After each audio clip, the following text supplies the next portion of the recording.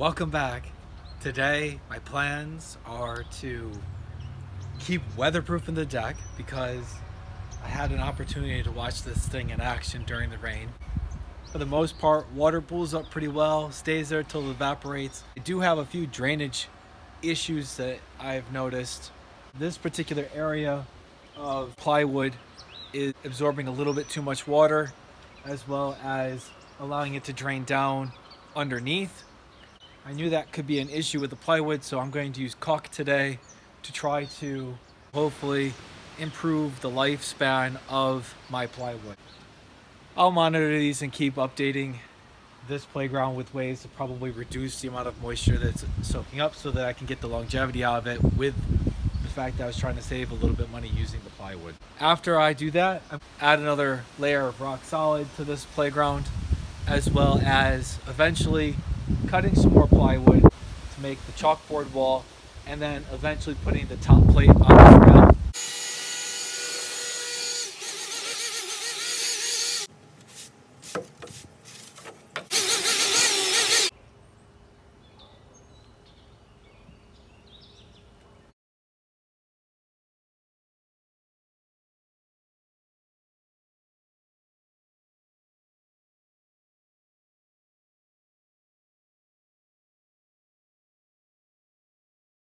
I've been able to do some of the weatherproofing around the top floor of the deck. I've also sent a bead of caulk down the center of my joint between the two pieces of plywood on the first floor. I think that should be sufficient because that's where it was pulling up. If I can just keep it so that it's pooling and eventually it evaporates, or I brush it away, that'll be good. So while I let that dry, I'm going to cut out some pieces of plywood. My first cut, I'm going to make a lengthwise 8-foot cut. I'm going to rip my plywood so that I get the right dimensions for my chalkboard wall.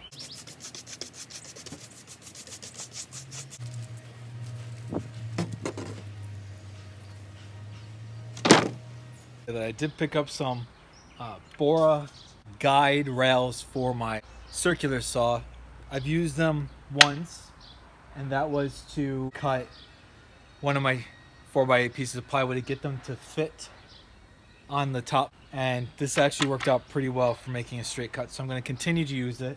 I have an extension so that I can cut a full 8-foot length without having to stop and reorient my guide rails.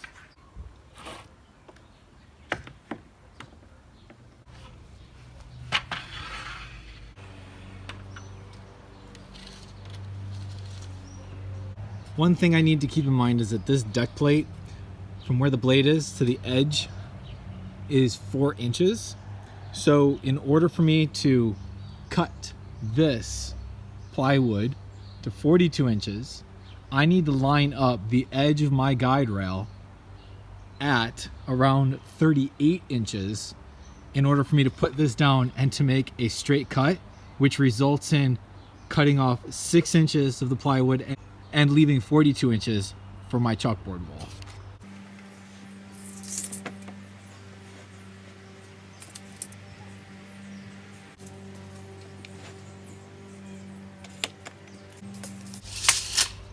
Measure twice, cut once.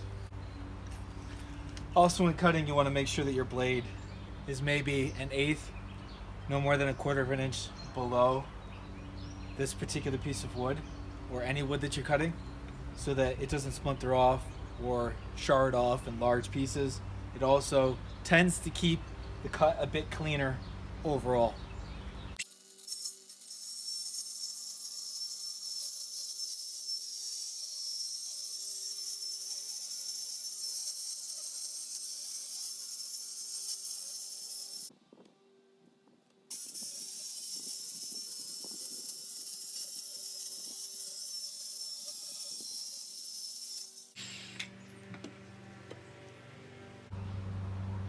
So one of the other things I have to do is I have to do 2 archway cutouts for the kids to run through. So I've got to do some measurements, mark those out. So right now I'm marking out the 16 inches width for the entrance to the archway to create my door frames.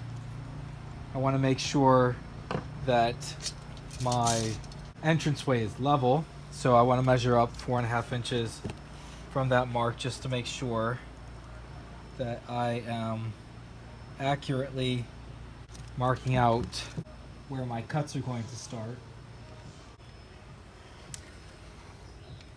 Okay. So that's 4.5 inches up because I want it to be an inch below the 2x4 that's over there, plus the 3.5 inches, which is construction speak for the 2x4. So 3.5 inches plus the 1 inch, that's a 4.5 inch line up from the bottom of this chalkboard wall, which leaves plenty of space here for the kids to draw underneath the entranceway. Now I need to measure from the center line up 20 inches. So I'm going to use my speed square to keep my tape measure perpendicular, mark out that 20-inch point, which is going to be the top of the arch, and then I'm going to measure down 16 inches from that top of the arch to create a half circle that will be the diameter of 16 inches, so that my door frame ties into that half circle and I can cut out the entire archway. So I'm going to clamp down my speed square so that it stays straight while I'm moving the tape measure and keeping it squared off. So I'm gonna hold this in place where 21 inches is on the entranceway base so that I can mark out just 1 inch up above, because the tape measure has this little metal piece and I can't get my head over the top of that to see it as well as I want to. So I can see the line for the 1 inch much better, and I can mark that 1 inch.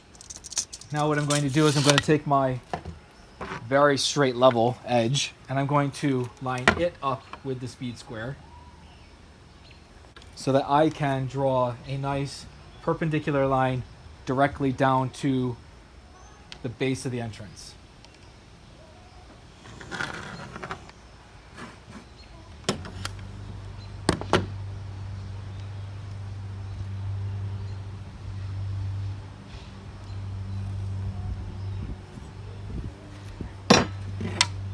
So now I have a perfectly bisected base with my center line. Now I can measure 16 inches down to know that that's the full diameter of my circle, but really I don't need to do a full circle, I just need to do a half circle to create my archway. So I'm going to measure down the radius, which is 8 inches, take my pencil and create the arch that I need. So take the door frame lines and connect it up to the tangent of that door frame arch, and then I have my guidelines to cut out the shape on both sides.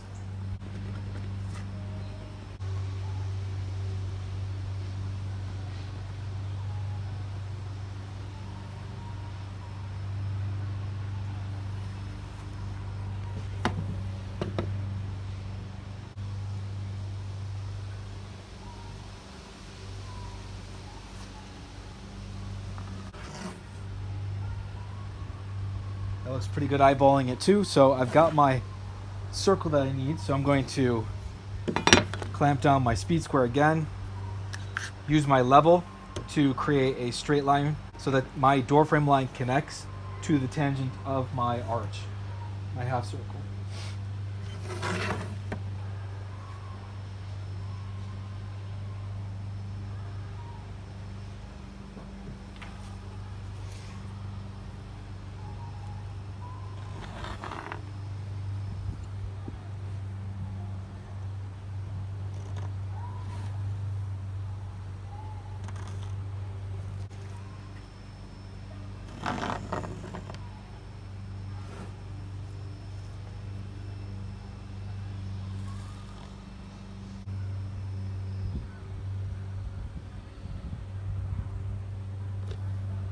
So I'm going to need a combination of tools to get myself started. What I'm probably going to do first is I'm going to drill in a few entry holes for my jigsaw and then start the jigsaw from that hole into the shape. I may use my circular saw in some spots in order to cut out large chunks. We'll see what works best.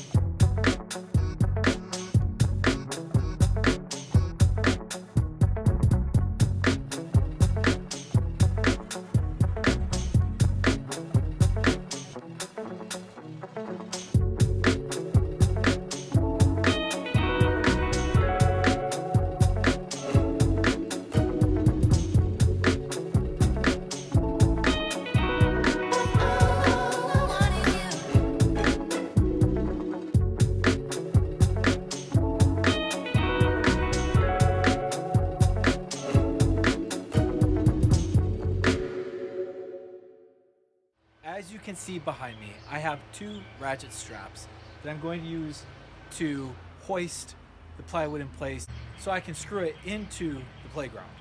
They're going to act like small cranes to lift my piece of plywood into place.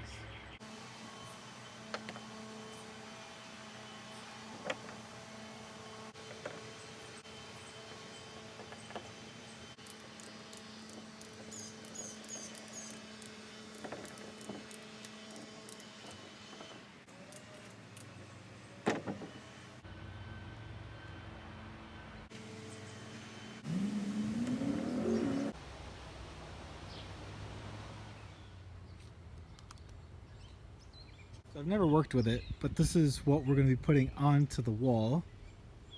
Hopefully we have good success with it. Online, the suggestion is to go with that size roller in order to produce a smooth finish. So what I'll do first is I'll trim it with a brush and then I'll roll it on and then maybe put a second or a third coat on. Try to use up most of this can. Get a nice thick layer on. Hopefully it'll also help with the weather. I'll do the edges of the plywood as well as the surface. Been sitting for a month, so I've got to make sure it's nice and shaken up.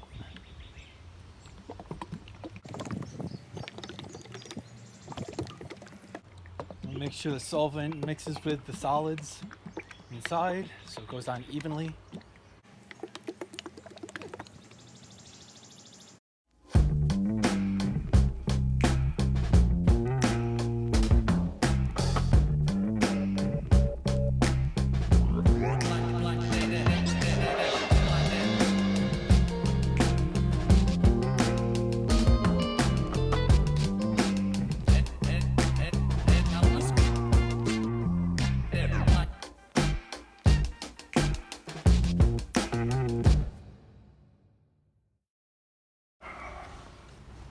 Right now I'm going to make the top plates.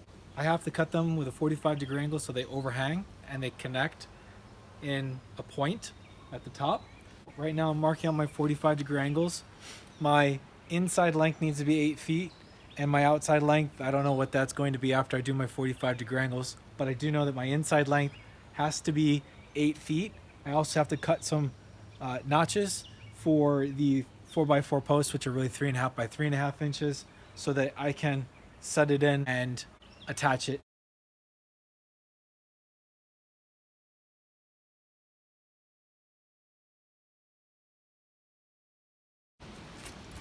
So after getting the insides measured, my 45-degree angle cut, I'm creating the notch and then the new 45-degree angle because I need to recess out of it.